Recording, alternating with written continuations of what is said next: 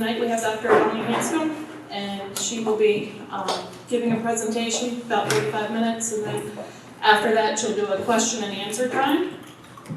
And then we'll have a demonstration on how to make onion, honey, garlic syrup. So, here's Dr. Ivane Hanscom.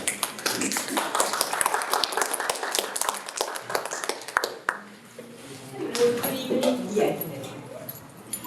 How are you all tonight? Good. Good. It's starting to be chilly, right? Yeah. I'm from the jungle. I like it somewhere. So when times like these start coming, we all say, it's getting colder. Our immune system starts to get weaker. Have you ever heard of that? So, is there such a thing as a stronger immune system? What do you think? Is it possible? Is it not possible? But what is immune system?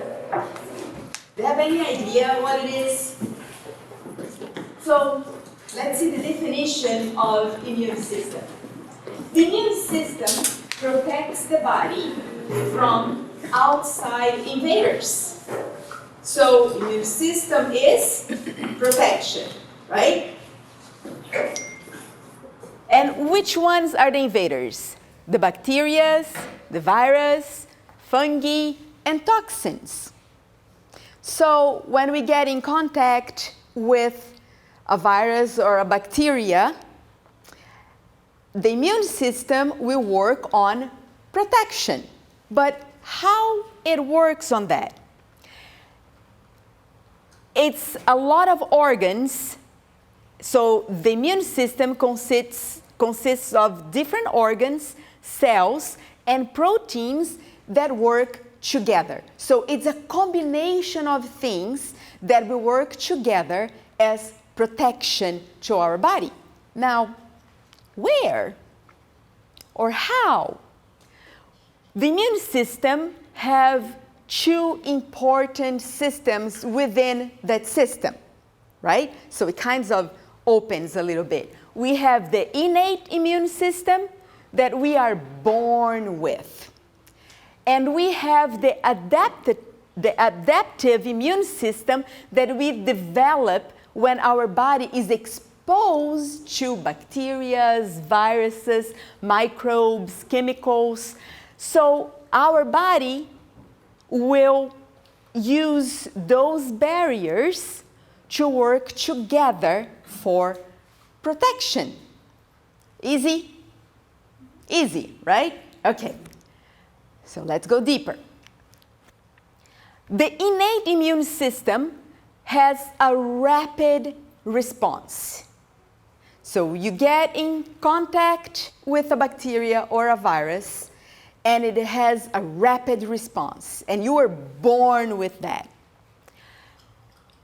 Next, it will patrol the body, and it's the first to respond when find invaders. So the system that you were born with will have a rapid response and will send cells really fast to find the bacteria or the virus or the invader. Let's call it invader.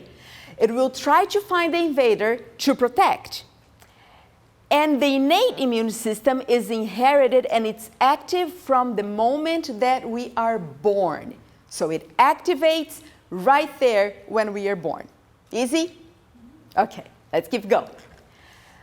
So inside of the innate immune system, we have the physical barrier and the internal barrier. So again, we're going to open another two parts inside of the innate immune system. What are the physical barriers? We have the biggest organ of our body exposed. You know which one it is? Skin. Yes, that's our biggest organ, and it's exposed.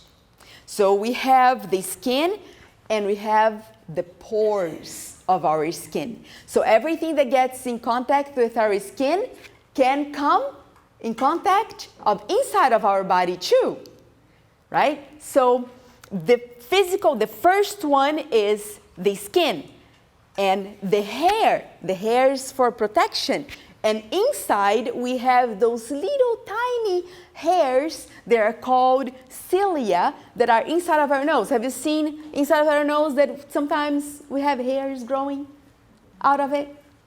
Or from our ears? And that comes more with age. But going deeper a little bit more, we have the mucous membrane. You see the membrane around our mouth? The membranes inside of our nostrils, the membranes all throughout our whole system, we have the membranes. So all that it's covered from the outside of our body and inside of our body are protections. And you are born with that. Make sense now? So we have the mucous membranes, and then a little bit deeper than that, we have mucus and chemical secretions. Can you think about a chemical secretion?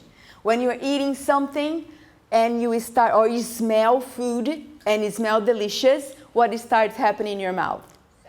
Salivate, right? So that's a form of protection too. And then you ingest the food, and which other acids start coming out? The acid, gastric acid. So that's another form of protection and barrier of our body too. So we have digestive enzymes in the mouth and the stomach acid. Now we go deeper than that. Inside of our blood cells, we will have the inflammatory response, the complement proteins, phagocyte cells, and the natural killer cells. So we have barriers throughout outside of our body and inside of our body and inside of our blood cells. So we goes from outside all the way to inside of our body. We have the innate system that will protect our body from invaders, right? Easy? Okay, we can breathe. Let's go deeper. Now, the innate immune system has the surface barriers, and all the organs work together to protect the body. We have the tears that will wash off. If we get dust in our eyes, we'll start to tear, right? And the tear, what will do the tear? Will clear the whole eyes and make the invader to get out of our body, right? Then we have some cells that will kill a lot of bacteria. In the skin, we'll have physical barrier that will protect the entrance of microbes. We have the acid on our skin too. Through our sweat and oil and the fatty acid secretions will kill a lot of bacteria. So every time we are working out and sweaty, we are protecting our body right there too, because it will take away all the things that get stuck on our skin through sweat and the fatty acids. The intestines, we have normal bacteria that inhabits our intestine, and we were born with that, and will clean the whole intestines. Those are called good bacteria. Have you heard of probiotics? And everybody says, oh, probiotics are good. What are probiotics? They are good bacteria that will help your body fight the invaders. Now the saliva. The saliva also will wash microbes from the teeth and from inside of our mouth, and we'll throw it inside of the stomach, because what is in the stomach? The acid that's so strong that will kill everything that tries to get in touch of our inside of our stomach. The respiratory tract also works as a protection. So we have the mucus, and when we start smelling something too strong, or the smell of chemicals or dust, what starts to happen? We start sneezing, right? So what do you think is happening right there when we are sneezing? The body is trying to get rid of all the invaders. It's trying to get rid of the pollen, is trying to get rid of a virus that we got in touch with, is trying to get rid of chemicals. Have you gone inside of a bathroom that it smells like pure Clorox? What will happen? Immediately, all the mucus will concentrate here and we'll try to clear all our sinus, try to clean all that, because if it goes inside of our lungs, it will go inside of our body too, very fast. And so we have the mucus that will try to push all that away because we're going to blow our nose. And we'll have the cilia, those little tiny hairs inside of our body that will try to push all that away. In the stomach, we have the acid that will kill the organism, and the bladder is the formation of that will store the urine that will wash away impurities from our body. Easy? Too complicated? It's easy to understand, right? Mainly the body is trying to get rid of toxins and toxic substances. So we learned about the immune system that has the innate immune system, the adaptive immune system. Now, inside of the adaptive immune system, we have antibodies that are humoral immune response, cell-mediated immune response, and memory response. Let's keep that, memory response. That's really interesting. So we have the mechanisms of defense in our body. The first barrier of protection is the innate immune system, the one we are born with. That's our skin, membranes, secretions of our body. The second line, it goes a little deeper. So if I got in contact of a virus, and my first barrier, my innate immune system, my skin, my membranes could not get rid of that, it goes to the next barrier that will try to stop from me to get sick. So the second line of defense is my blood cell. All of them will work together to try to kill the invader.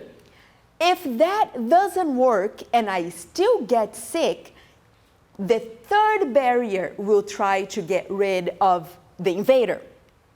The third one, it's called a specific defense mechanism, and is the lymphocytes and the antibodies. What is that?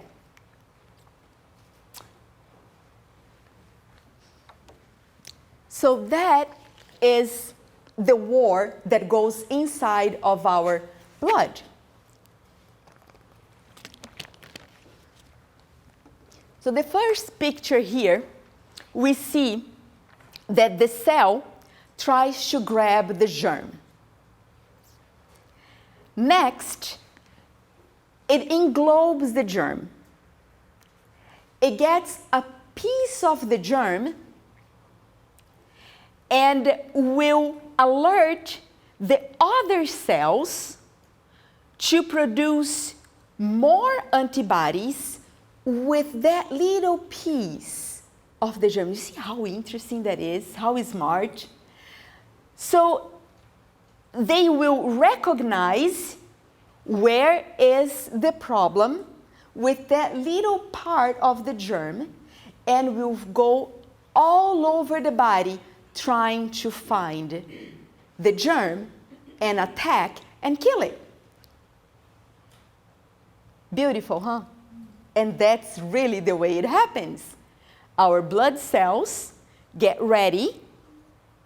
The killer cells produce other cells to kill off the germs. So when we put both of those systems together, they will work to better protect. So remember, now this person is getting sick and sick and sick because it's going through all the defenses, right? So let's go deeper and see what happens. The acquired immune system plus the innate immune system will produce cells or antibodies to protect the body from a specific invader. Next, these antibodies are developed by cells called B lymphocytes after the body has been exposed to the invader. So you're exposed and your body starts producing the cells. The antibodies stay in the body. It can take several days for antibodies to develop. You know when you start feeling like, I think I'm gonna feel sick. You start with a little headache, and then the next day, like some body aches, and my body's trying to fight something, and it is. It takes about 3 or 4 days for your body to start fighting it, and then finally when or your body wins or the germ wins, you will develop some more symptoms. The immune system will recognize the invader and defend against it. The acquired immune system changes throughout life and will train the immune system to make antibodies to self-protect from harmful disease. That's called adaptation. So certain diseases that we had in the past, your body will remember, will have a memory, and will protect you for next time when you get in touch with that germ again, you won't get sick. Or if you get sick, it will be very mild. So your cells will have a memory and will have a little piece of that germ or that virus or bacteria and will fight against that easier. But what if none of these barriers work? What will happen? Let's see. So, those are the organs that work together of the immune system. So here you can see the nose, and inside of the nose, how to work. That's the first barrier. And then if that doesn't work, it will go to the lungs, the stomach, the intestine. If that doesn't work, we'll go to the lymph nodes. So have you noticed that sometimes when you get super sick, you get like some little bumps and lumps around your neck or under your armpits? But that's when we get really, really sick, like a bad throat infection or a bad ear infection. We get the lymph nodes lumpy and bumpy and painful. You know what's happening right there? Your blood is trying to keep all the germs in the lymph nodes so it will not spread to your whole body. So a big war is happening right there or under your armpit, or sometimes it goes to your joint area, to your groin area, and big fights will happen right there. And even if there your body cannot handle, you will get more severely sick. But it will go through all the systems and the barriers of our body. But if none of these works, then it means that we are really sick. What happens? The immune system does a remarkable job defending the body against disease causing microorganisms. So you agree that it's amazing what happens, right? Through all the barriers and all the little parts of our intestine and our blood cells, all that war going on. And sometimes we still get sick. Sometimes it fails. A germ invades successfully and makes us super sick. So, where it failed? Why did we get so sick? We have so many barriers. Did you count how many barriers we had? It's a lot, right? We can't even count because it goes in so many different phases. So what happens? For us to get really sick, we need to have direct contact with a person that was really sick and your body wasn't able to defend and protect. It could be airborne, it could be a broken skin cut, so we have a cut and some really bad bacteria or germs were there, and then we have a big infection right there with pus and all that, right? Have you seen that? When we have, or a pimple that gets really infected and it's painful and it hurts a lot. Or we ingest something like food poisoning, or it's something that it's sexual transmission, or insect bites, or blood transfusions. So we have the bacteria, a virus, or fungi, those are examples. So if we have Escherichia coli, the description will be it's an organism without a nucleus, and the disease that it will cause will be strep throat, staph infection, tuberculosis, food poisoning, tetanus, pneumonia, syphilis, and you name it. If it's a virus like herpes, we'll have the common cold or the flu or herpes, sore throats, measles, and a lot of things there.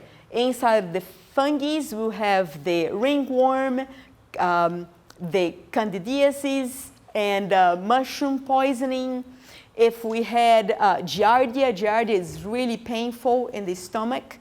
You have malaria, diarrhea, giardiasis. So you name it, and the bacteria or the fungi, and we will have the bad disease on the other side. When we get sick, our body will try to fight through inflammation. So remember that we would have the little lumps right there on our lymph nodes. So what's going on right there? We have an inflammation.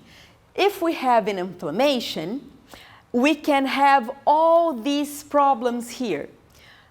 Problems on our eyes, on our kidneys, like a renal disease, cardiovascular problems, Alzheimer, pulmonary problems, neuropathy, arthritis, problems in our brain, autoimmune disease, or neurological disease. So it goes throughout our whole body. We have so many different diseases, but it will cause one thing, and that is inflammation. So it starts with inflammation, and we get so mad, oh, inflammation is so bad, but it means that your body is fighting. So how it happens, that fight? So the inflammation will give heat. So you touch, let's say you have a cut or a bug bite. When you touch, you will have heat, will be warm, will be hot. And you will have pain. Remember that throat ache or that infection that you had in your ear, how painful that is? And we'll have swelling. So the place will be lumpy and bumpy. And we'll have redness. And we'll have eventually loss of function. So all those are the pillars of inflammation: heat, pain, swelling, redness, and loss of function. Like, let's say we had a bad throat infection. It gets so bad to the point that we can't talk anymore for a couple of days, right? And that period of inflammation usually goes from 7 to 14 days. That's what it takes the body to fight through the inflammation, to fight the disease. So if you get sick, don't expect to get better from less than 7 to 14 days. If we get sick, that's the amount of time that the body takes to produce all those cells to fight and to produce the inflammation. And through the inflammation helps your body. So how it works with the inflammation? So we have an injury or an infection. So your body will fight, will cause the inflammation. The inflammation will have pus. So pus is a secretion, right? So it's the body trying to get rid of the dead cells. Everything that dies, it will go through the pus out of your body. And right after that will happen the healing. Easy? Kind of? It's easy, right? Pretty Easy to understand. So we have different kinds of diseases, but your body will try to fight everything through inflammation. Okay, we are sick and we keep on getting sick. Every 2 or 3 months, we need to go back to the doctor because we need more medicine, because the throat ache comes again, and the ear infection is again, the UTI comes again. What can you do to be stronger? Is it possible to intervene in this process and boost the immune system? What do you think? It's possible? Can we become stronger? Yes. Boost your immune system, is that a thing? To function well, the immune system requires balance and harmony. Have you seen an apple giving apples in January, February? Have you seen pumpkins growing in spring? Our body likes cycles, and it needs to have cycles, and it needs to have habits and things that we do at the same time to create the balance and the harmony. Because everything in nature works with balance and harmony, right? Okay. There is still much that researchers don't know about the intricacies of the interconnectedness of the immune response. That's just another fancy word to say it's not being studied enough. But for what they know, the effects of diet, exercise, age, and stress, and other factors can improve your immune response. Interesting, right? So where is the answer for our problems of getting sick? Diet, exercise, stress, and of course our age will do something about it too.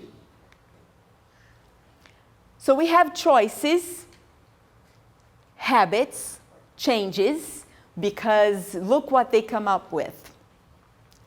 Unhealthy eating habits can affect the ability of the white blood cells to multiply, produce antibodies, and prevent inflammation. So foods that are bad for us will slow down your process of healing. Interesting, huh? Sleep deprivation will impact on infection-fighting antibodies, and cells are reduced during periods when you don't get enough sleep. Wow, interesting. Lack of exercise can lead to heart disease, obesity, high blood pressure, high cholesterol, type 2 diabetes, which all can affect the function of the immune system. Wow. Stress, when we are stressed, the immune system, the immune system's ability to fight off antigens is reduced. So whatever is inside of our mind, bothering us all the time, will affect your response. And all the barriers of your body to protect you will be affected by what we keep on having here in our thoughts. If it's bad thoughts, always worried, always stressed, always nervous, it will affect the response of the ability of fighting. So the common cold, or just the flu, or any kind of cold, in old books of medicine, they were saying that it was called the disease of the sad and depressed. Isn't that interesting? And pay attention, every time you get a cold, it's because you had something going on right there. You got some bad news or something.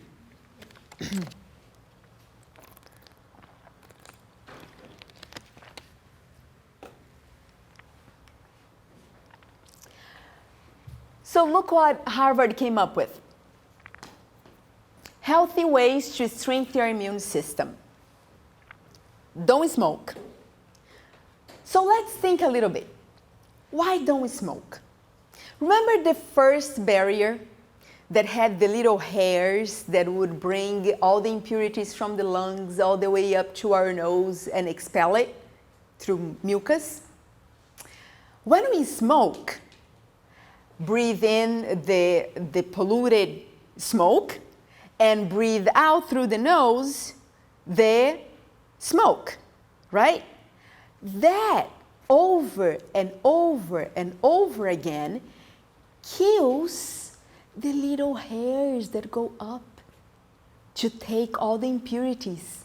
So when that person is sick, it cannot take out of the lungs anymore and will stay in and will give a lot of harder problems for the body to fight, like a lot of pneumonia.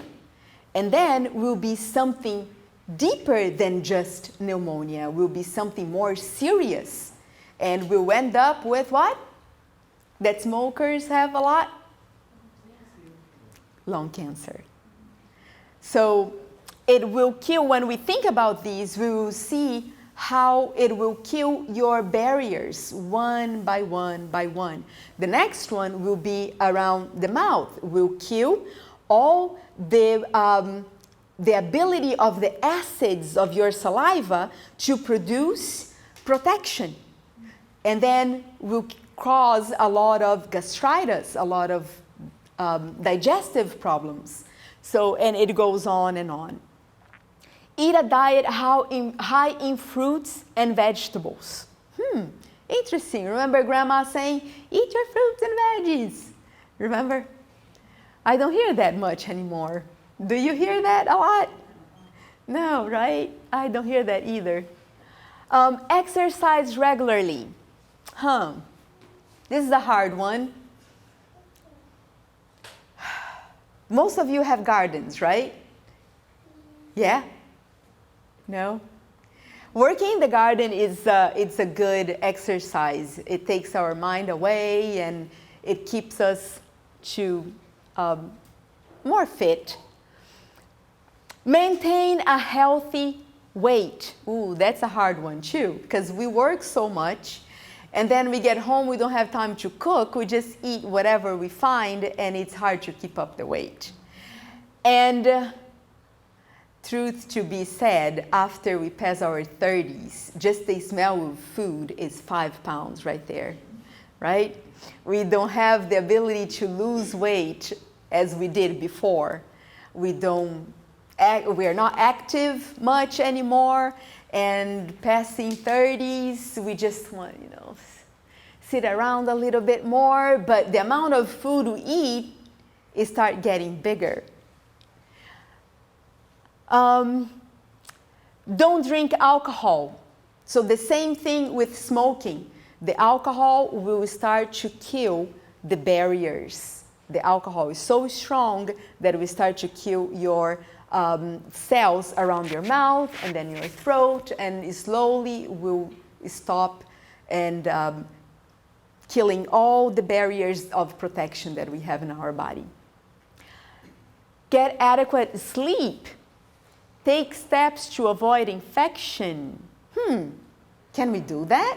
Can we stop? Can we avoid infection? And control your stress. Can we control our stress? Let's see. So talking about the steps to avoid infection and inflammation, look at that, how interesting. Foods that cause inflammation and foods that eliminate inflammation. So where are we now? Are we on the foods that cause inflammation? If we are on the foods that cause inflammation, we will be sick over and over. So foods that have gluten or white flour, processed flour, everything that's yummy and delicious with a lot of sugar and fried is that. Yeah, all the yumminess and the comfort foods. Yeah. We like them so much, but they don't like us back. It's unfair. It's one-sided love, right? Anything that has casein or anything that has a lot of milk protein, it will make your immune system go slow and will cause a lot of inflammation. All the processed oils, all the processed meats, and the processed meats in 2015 were considered high carcinogenic foods.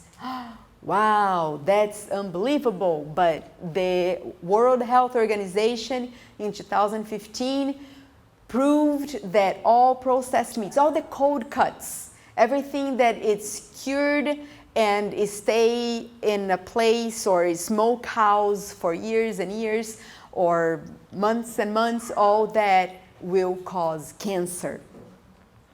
All the fried food, we have a saying that if it doesn't taste good, you put a lot of sugar or fry and will taste amazing, right? Yeah. So fried foods will cause a lot of inflammation in our body too.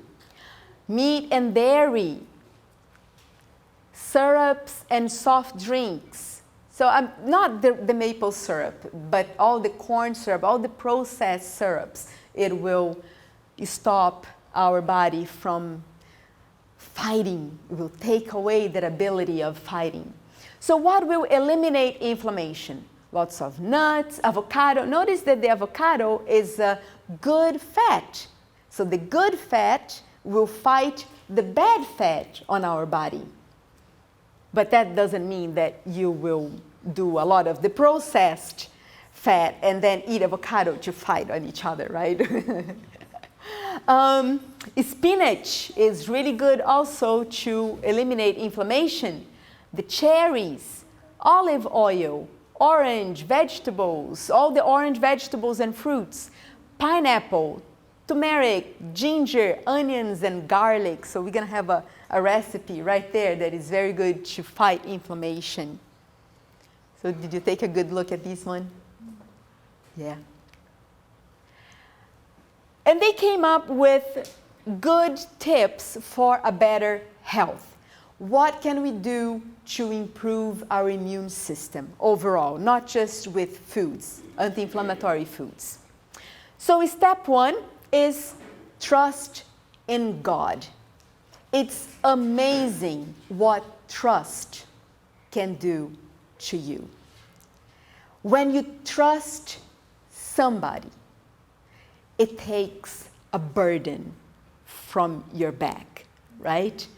When you trust that you can come home, close your door, and pray, that just, it's a relief. And science proved that a life of faith brings numerous health benefits. Lower blood pressure, improved mental health, and it's a higher sense of well-being, optimism, and purpose. So, first step is trust. Trust in God. Trust in the Bible. Trust your friends, your family, and of course, you do not put your trust in persons that you don't trust, right? When we trust somebody, we know that that's not a person that will go on your back causing more stress, like talking back about you, right? That causes more stress, but God will never gossip. You can tell him your problems and how that burn will come out of your shoulder. So number one is faith, is trust in the Lord. Number two, wow, water. It's so simple, right? We have water as one of the barriers. Now you understand why water is so good, because it will flush away. It will help to have more sweat. It will help to have more tears. It will help to have more watery saliva that will help to take all that impurities away from our body. So let's see. How much of your blood is water? You have an idea? You have something right there that will kind of show you. About 80 to 90% of our blood is water. Wow, if we don't drink water, what will be circulating? And it needs to be water, cannot be tea or juice or soda. It needs to be water, because that way your stomach can process the water and send to replenish the places that need to be changed. Like, let's say I have a lot of back problems. When I don't drink a lot of water, my body will start to take water from the places that have extra water. The first place is my brain. My brain has a lot of water. It's involved in water. So the body says, okay, let's take water from here. So she will have a headache and she will remember to drink water. But then what I do? I take an aspirin with a little bit of water, and my body is like, water. So it will go to my joints and will take water from there, like the back. And then I start having back problems, back pain. And I say, okay, now she will drink water. And what I do? Another aspirin. And just a little bit of water. So the body will start to create more problems to see if I will finally drink water, because all this water that we have, like the brain has a lot of, has 80%. The lungs, 90% to function, it needs a lot of water. The bones, 30%, the blood, 80 to 90% is water. The skin needs 64% of water. The muscles, the heart pumps what? Blood. And blood has what? Water. So that water needs to be cleansed. If we don't clean that water that goes in there, it will stay full of toxins. And toxins will be there creating inflammation. Wow. Now everything comes together like a puzzle, right? What is water good for? Not just those amazing reasons to drink enough water. So we'll carry nutrients and oxygen to the cells. It will flush bacteria from the bladder. It will improve digestion, will prevent constipation, will normalize blood pressure, stabilize the heartbeat, cushions the joints, protect organs and tissues, regulate body temperature, maintain electrolytes and the sodium balance. Wow, and that's not even 5% of why we should be drinking water. There is a book that's called You Are Not Sick, You Are Thirsty. So the author is just explaining how all diseases you can solve, maybe 70% of our problems we can solve by just drinking water. Next step, of course, is sleep, right? If sleep deprivation is one of the causes that will make our immune system weak, what do we have to do? We have to go to bed. What is the best time to go to bed? My grandmother used to say, you look at the chickens, look at the birds, see what time they go to bed, what time they wake up. That's our time. But that's too early, right? So, proven by science, from 11 to 3 a.m., from 11 p.m. to 3 a.m., it's when our body will replenish, taking the broken part and fixing it, put a new part on, from 11 p.m. to 3 a.m. So we need to be sound asleep at that time, 11 to 3. For us to be able to sleep, sound asleep at 11, what time we need to be to bed? At least 10, right? So let's try and work on it to be in bed with our eyes closed at 10. Because at 11, you'll be deep sleep. And your body and your cells will start to take the parts that are broken and putting new parts on. If we are not sleeping, that will not happen. Interesting, huh? Repair will not happen if we are not sleeping. If you have a hard time to sleep, get a very dim light and a book with tiny, tiny print. I bet you 15 minutes you'll be sound asleep. It works. Try to be a very boring book too.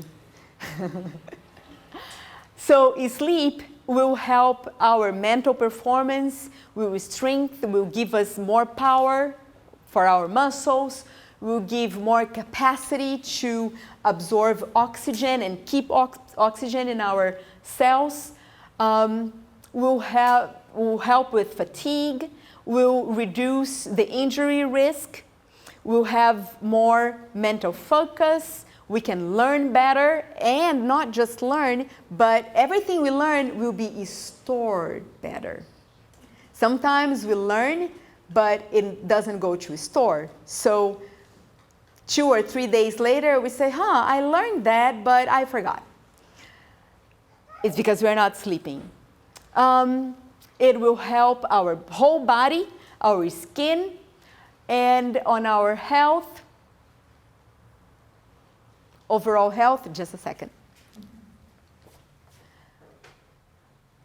Will help basically fighting diseases. Will give us more strength for fighting diseases. So overall, it helps everything, right? It helps your mind. It helps your body, your strength. Can you function well after spending the whole night up? Not at all. It makes us super grumpy and very short of patience. I know. My kids know, right?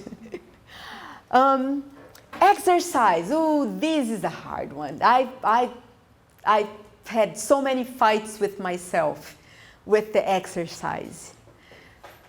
So what do we have to do? We just need to pray about it, be brave and say, I can do this. Find somebody that will help you and will nag at you if you don't do it, and you will nag at the person if the person won't do it too. But the benefits of exercise are unbelievable. Will help to reduce body fat, will increase our lifespan, will oxygenate the body, will strengthen our muscles, will help with our pain management. Even with PMS, the girls that have problems with their menstrual cycles and a lot of pain, the weeks that you exercise a lot, you notice that that month you're not going to have as much pain. It really works that way and fast.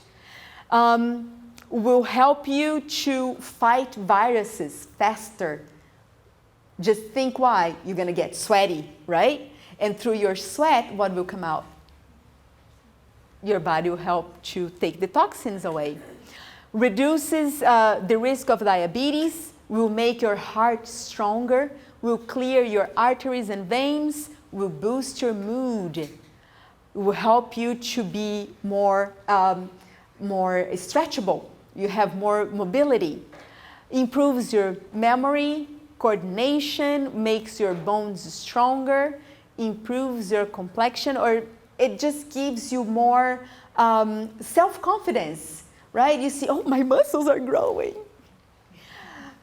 Improves, detoxifies the body, decreases stress, boosts immune system, lower blood pressure, and reduce risk of cancer. Well, it's a lot, right? So why we are not doing that every day? It's because it takes a lot of work, right?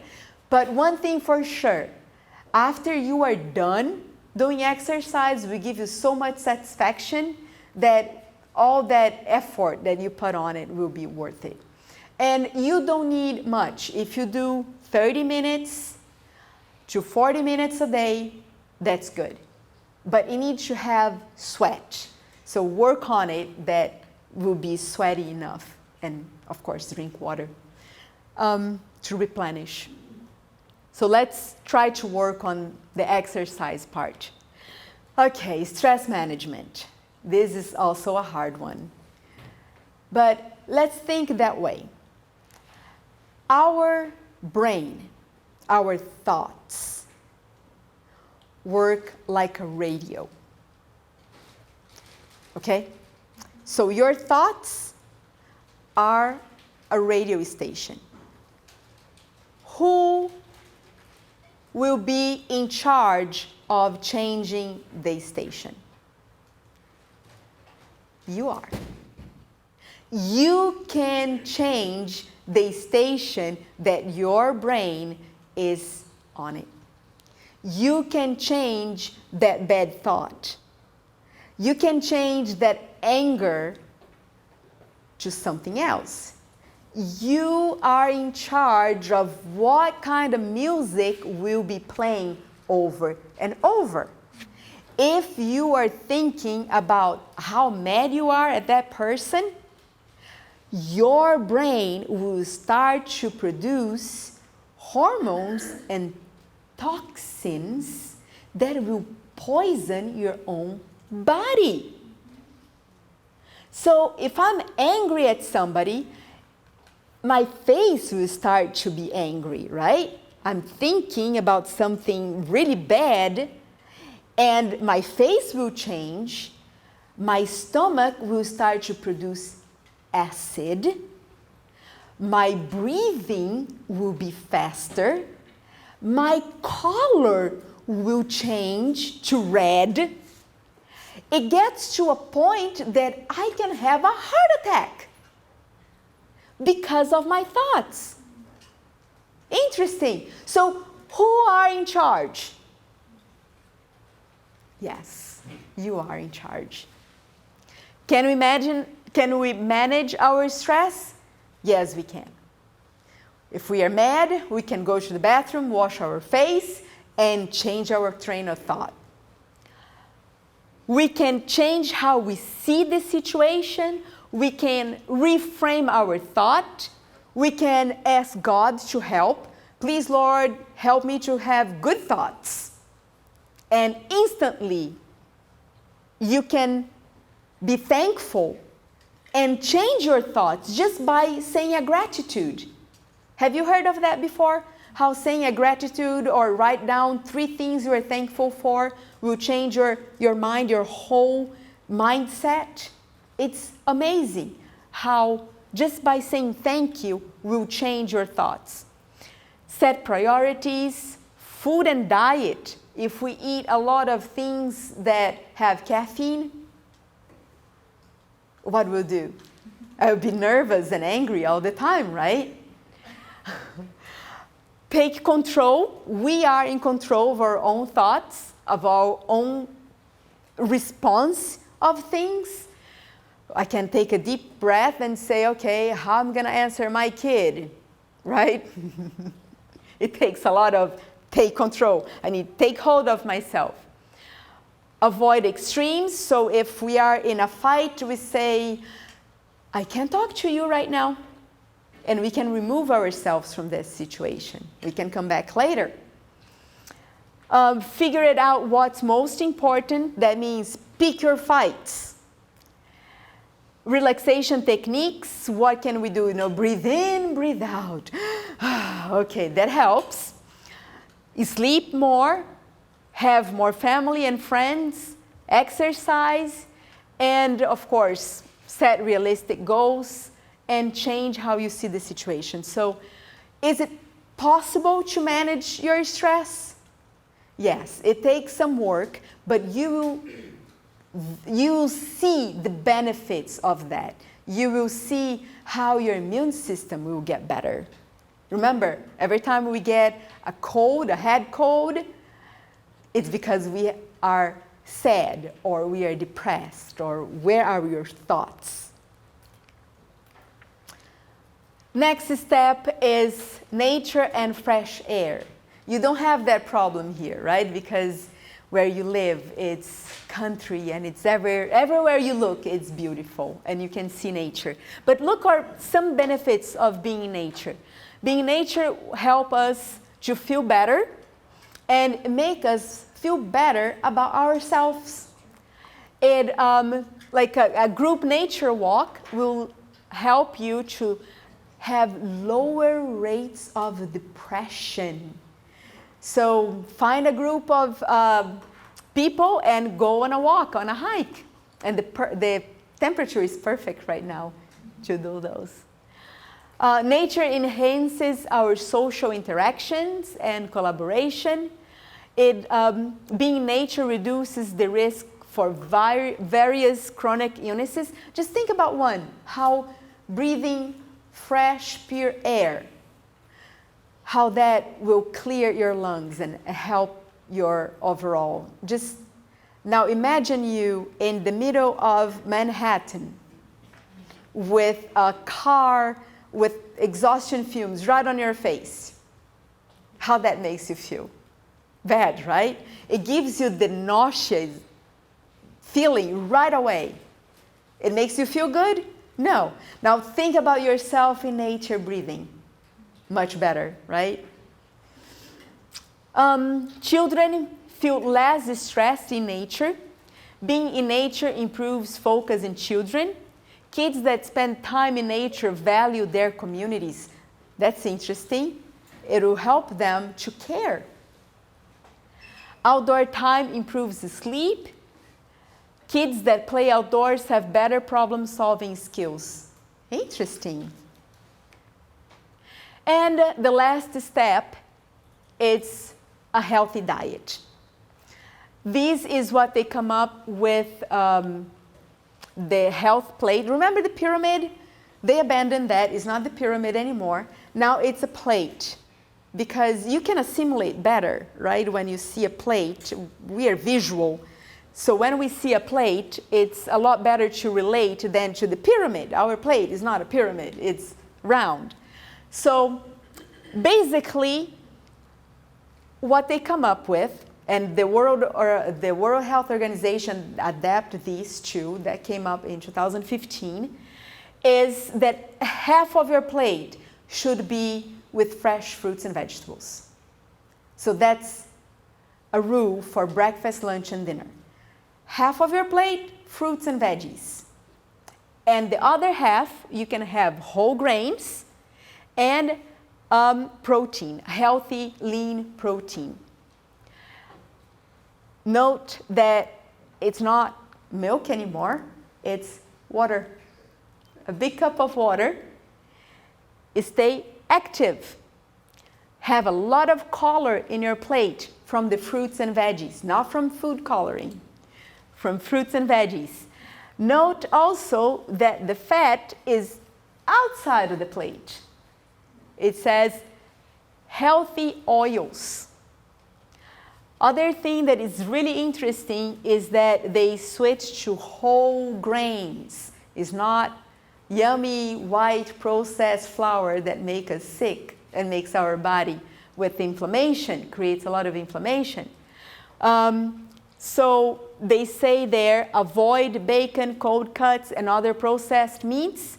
In another study, they came up with that all those produce cancer in our bodies. So bacon, cold cuts, and processed meats are considered to be very harmful for our body.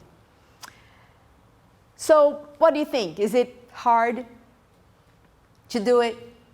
Don't you like fruits and veggies? So if you don't like those much, I had a hard time with veggies. Just start eating more fruits. They're sweet and delicious.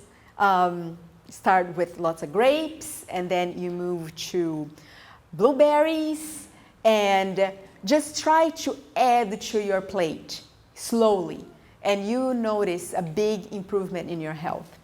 And here a list of vegetables that are anti-inflammatory, and a lot of anti-inflammatory other things in our diet too. Like, do you guys want me to read all those? Yeah, can you read? No? So let's just go to the olive oil, walnuts, turmeric, ginger, pineapple, onion, citrus, and herbs.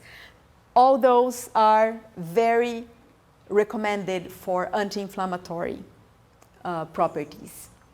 And foods that fight inflammation, here we have some fruits and some other herbs.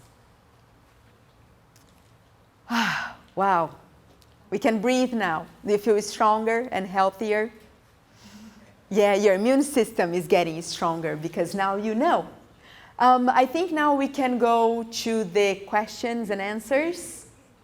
Do we need a microphone for questions and answers? Yeah? No?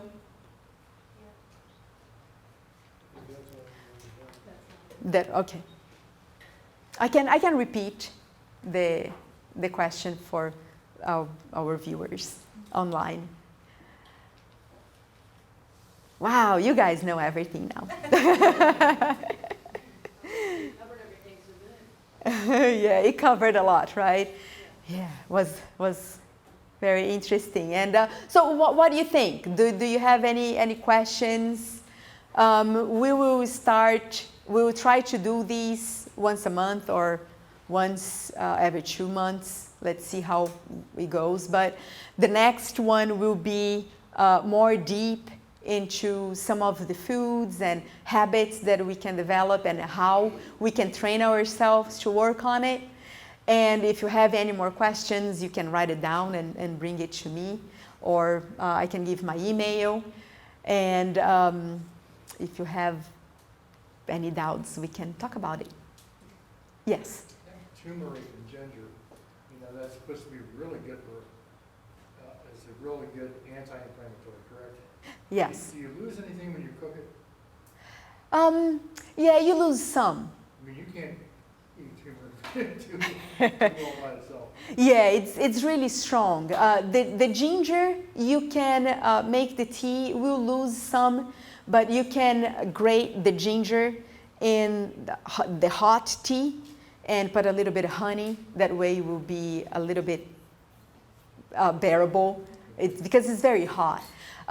You lose some, but just use it anyway, because the properties will be there, even if it's cooked. It'd be better like cold in a blender rather than boil it? That would be better, yeah. And what I do for my kids, I put extra honey and give to them in little tiny spoons. And that way they are getting a lot of the nutrients of the ginger and the turmeric. Yeah, and the garlic and the onions. Yeah. Yes. Yes, I have a question. What's your opinion on the lectin-free diet? Lectin-free. Do you have an opinion on it? Lactose-free? Lectin, Lectin, like beans and grains have lectins. Mm-hmm. Like the proteins, Well, it's the outer coating part. Have you ever heard of the lectin-free diet? Yeah, the skin of those cause inflammation. Correct. Yeah. Particularly Dr. Gundry discusses it in great detail. Yeah, I think for persons that have IBS, like irritable bowel syndrome, that little tiny pieces will harm their intestine, I think it's important for them. But if you don't have a problem with, we don't need a lot of protein to begin with. Like a handful of nuts will give us enough protein for the day. So we don't really need a lot of protein. If your body can handle a spoonful, you can do it. But if not, I think the best thing to do is know your own body and see the foods that adapt well with you and the foods that will not adapt well with you. And like per se, if you have a hard time eating bananas, you shouldn't eat bananas, right? But if you notice that you are fine with it, it's good. One doctor discovered that if you soak the grains and throw the water away, soak for like 24 hours, throw the water away, and then cook for at least an hour, that you're not going to have a problem with it. But some people have a hard time with beans. So if you have a problem, stay away from it. I think if you have a problem, you can do green beans, like the green beans. They have a lot of protein too. Did I answer your question? Any more questions?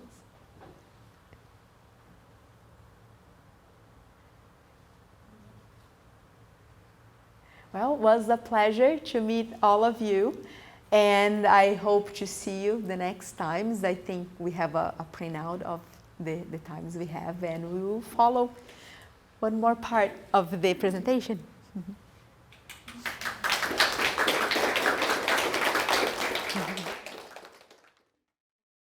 The immune system, what an amazing thing God's given us to help, especially when you use the resources and tools He's given you to heal yourself.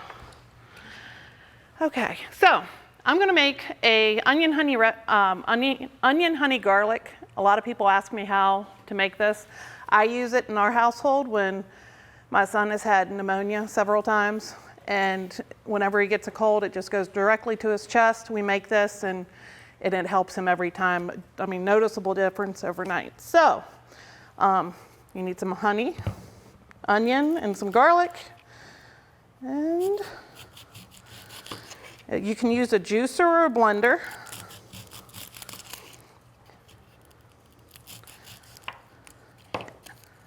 We like to use organic when possible.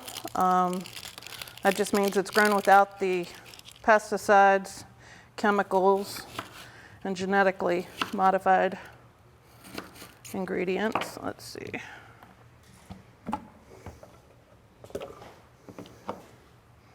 Yeah, so if you do it in a juicer, it's going to make it so it's not so pulpy. You throw it in a blender and it's just a little bit thicker. And if you make it and it's too spicy, some people cannot handle the spiciness of it. You can just add more honey to it, or if it's not made already, just use less onion and honey. I mean, onion and garlic. So.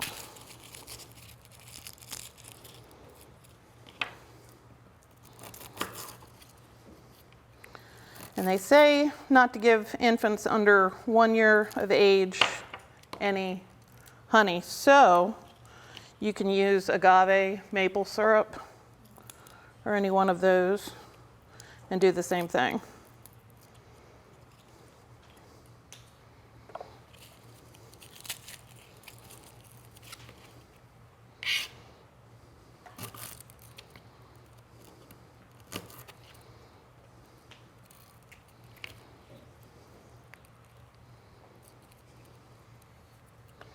One more.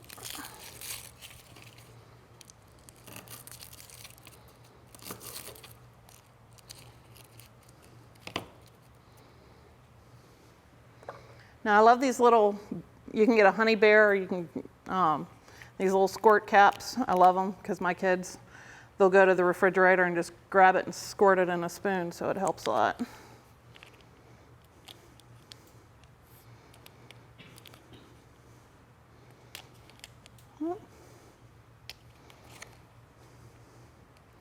Does not seem to want to come open for me.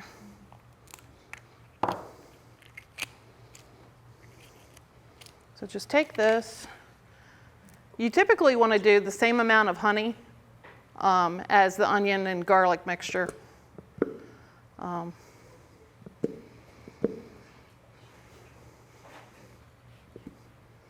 Which is about the same. So this is what I do for the kids. How many serving sizes is that? Well, if they're sick, I give it to them 1 tablespoon every hour. Okay. And every waking hour. You don't want to wake them up and give it to them because they need the rest, obviously. Okay. So I just give them 1 tablespoon every hour. Okay. And that, they stink, but it helps.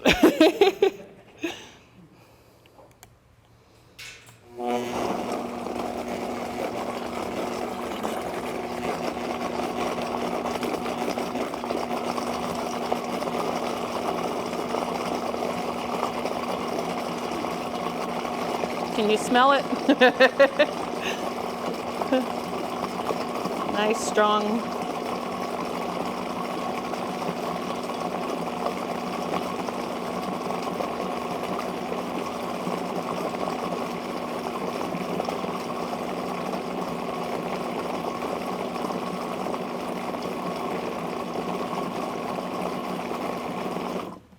And then usually what I do, I just pour it right back into the honey container and let them enjoy.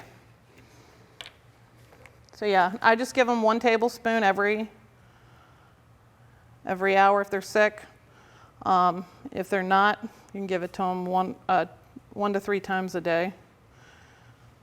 How long will that last to be good, and how do you store it? I put it in the refrigerator just because it's not so spicy. It helps. It helps help with the spiciness, and I like it better when it's in the refrigerator. How long can you keep it? Honey is a natural preservative. I mean, it lasts through a sickness when I make it. We'll just use it through a sickness. So it'd probably a week, maybe 2 weeks. So yeah, I just pour it back in there and put the top on, and then just squirt it in a spoon, and the kids, they'll take it. He asked for it. My son, who normally gets sick, he'll say, "Mommy, I need my stuff," so we'll give it to him and everything. Also, the table in the back, we have the literature table back there. We have the recipe for the onion and garlic, and also we have the free tea bags for the elderberry peppermint and instructions on how to use that. We use the elderberry peppermint when we have had fevers. My dad gave it to me one time. Everybody had been sick. The sickness was going around for like a week or two. And he said, "You want to try this?" So I tried it, and I was over it within 3 hours. I had a fever. I did the elderberry peppermint tea, got in a hot bath, made sure I had my clothes ready. You don't want to get cold. You want to make sure and keep the heat in the bathroom, and just sweat it out. You just get in the hot tub because you want to raise your body temperature, because that when your body temperature raises, it raises your white blood cell count. And by doing that, it helps your body fight off infection. So I drank the tea, got out, wrapped up in a blanket, took a nap, and within 3 hours, it was like a 3-hour period, I was done and over it. What took them like a week and a half to get over. So like I said, we have the free tea bags in the back, and instructions on how to do that if you like. So help yourself. 20 to 30 minutes. As long as you can. I had somebody else recently just use it, and they were, they did the tea and did the bath treatment, and they got out and they went to bed. They woke up the next morning. I said, "How are you feeling?" They said, "I'm fine." So, it has worked. Dr. Christopher calls it the 11th hour tea. It just, elderberry and peppermint works wonders. So. What's your contraption that you're teaching? Oh, yes. We have, this is a tea ball. So the herbs that are in this is just loose herbs. If you have a tea ball, you just put the tea in here and put it in your cup, steep it for about 15 to 20 minutes, sweeten it with a little bit of honey, and you're good to go. There's, some people just have a tea ball you hang on the side of a mug, or you can get one of these off of Amazon. We also have resources on paperback there on where you can get bulk herbs and other items, and as well as information about herbs. So. Also, if you have kids that don't like tea, my little one just had a fever. Monica makes it peppermint elderberry, like a syrup, like a dropper. I gave it to her. She took a hot bath. She got up, took a nap, and she woke up with a fever as well. So that works really well for kids. Yeah. Yeah, so if you have people that don't like, they can't take pills or they have trouble getting them down, you can make glycerites. You can just play around with the mixture. Like with this, you can throw ginger, turmeric, whatever you want. Just throw it in there and just mess around with it. It's just natural food. So yeah.